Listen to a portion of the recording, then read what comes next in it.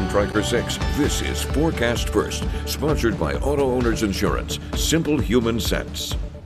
Jackson looks quiet this morning, at least compared to yesterday when we had that freezing rain move through, caused crashes all around the area. Now we just have some wet roadways and very few cars traveling on them so far. If you happen to be heading out this morning, maybe you're swinging by the coffee shop on your way out of town, well, I say grab a medium. Temperatures aren't too bad, still near freezing though, and that's with clouds. We'll take a look at our forecast for tonight and all the festivities tomorrow coming up as 6 News This Morning continues. WLNS is here for you with 6 News This Morning. Good morning, happy Tuesday, and Merry Christmas Eve. Today is December 24th. Thank you so much for joining us. I'm Megan Vaselli. Dorma has the day off. 6 News is here for you now with this morning's top stories. Christmas Eve is finally here, and that means most city and state offices are closed. However, if you do need to do some last-minute shopping, you should have plenty of options today. Most grocery stores and retailers will be open, including Meijer, Walmart, Kroger, and Costco. Most banks, post offices, and shipping services also will be available today. But most businesses do have adjusted hours for the holiday, so make sure to double-check before you head out. More favorable travel weather returns to mid-Michigan this morning after another winter system moved out of our region late last night. Millions of Americans are dashing around the country today, off to see family and friends, adding to what's expected to be yet another record-breaking year for holiday travel. Leah Mishkin is here for you with more. It's beginning to look a lot like Christmas at airports across the U.S. The one thing I'm looking forward to is being there already. AAA expects more than 119 million people will travel at least 50 miles from home over the year-end holiday period, with the majority, 90%, driving. But for some people who are taking to the skies instead of the road, it's the packing that's causing a travel pain. Unfortunately, overpacking has gotten me down. Yeah, it's worse than I expected.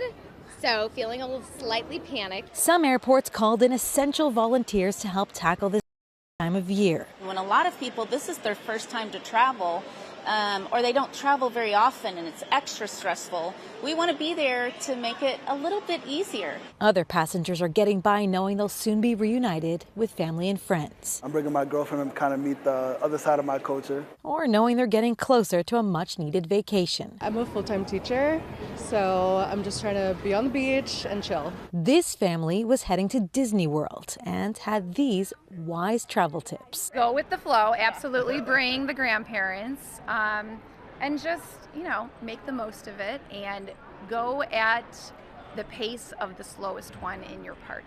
And another smart travel tip, leave as early as possible if you can. It might just help you avoid some lines and a major travel headache. Leah Mishkin, CBS News. We have new details for you this morning after the body of a missing man was found submerged in a pond. Police have identified the man as 38-year-old Jason Varner. That's according to our media partners at MLive. The last known location Varner's phone picked up was in the city of Chelsea, west of Jackson. Now, Chelsea police teamed up with Michigan State Police to search the area. That's when an officer noticed an antenna sticking up through the ice of a retention pond at the Sylvan Crossing Mobile Home Park. Then they discovered the submerged pickup truck. Investigators used chainsaws to get through the ice and recover the body before towing the pickup out of the pond. State police are still investigating, but right now they believe Varner became disoriented and drove into the water. Detectives in Jackson County need your help finding out who was behind the wheel of a deadly hit-and-run crash. It happened in Summit Township back on November 23rd. Around 4 o'clock that morning, police got a report about an unresponsive man on South Street near Helena Avenue. When they got there, they found 27-year-old Brent Walker dead and determined his injuries were consistent with being hit by a car. If you know anything about this deadly hit and run, call the Jackson County Sheriff's Office at the number on your screen. In Ionia County, deputies need your help finding this stolen camper. We're told someone took the camper from the parking lot of the Super 8 on M66 and I-96 just after 6:30 last Thursday morning. Now take a close look at your screen. This is a picture of the exact camper. It's a 2016 Forest River Cherokee travel trailer, which belongs to an elderly couple. They're staying in the area for medical care, and all of their personal belongings were in that camper. If you've seen it or know who took it, call the Ionia County Sheriff's Office. Now that we've reached the holidays, health officials are urging people to take extra precautions if they're feeling sick, especially with flu cases rising and vaccination rates dropping here in Michigan.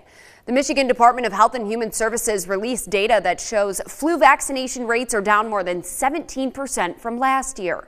Around 2.4 million Michiganders have gotten their flu shot this year, but that falls short of the department's goal of 4 million. Dr. Andrew Jamison with Trinity Health in Grand Rapids explains there are several factors contributing to the drop. All experiencing that COVID hangover still.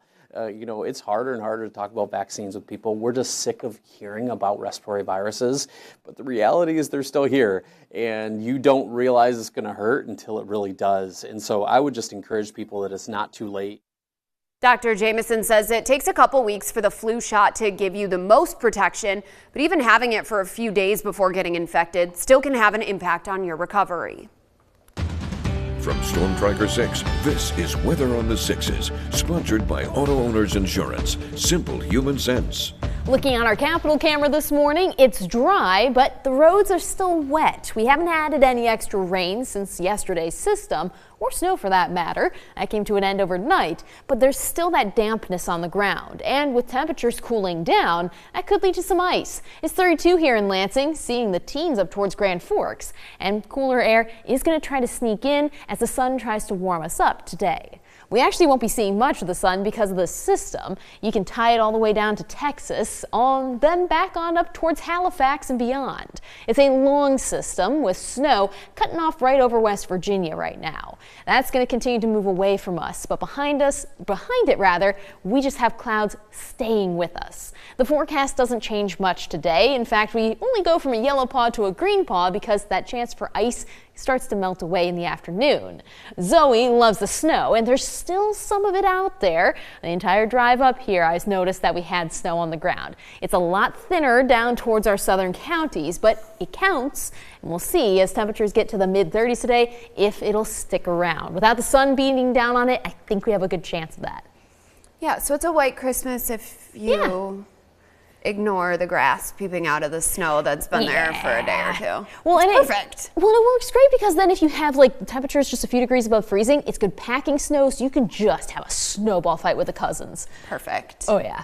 I'll text mine right now and see if anyone wants to participate. Yes. Oh, my cousins are, well, some of them are dogs, but they still like having snowball fights. Fur babies count. Definitely. That's what I keep telling myself.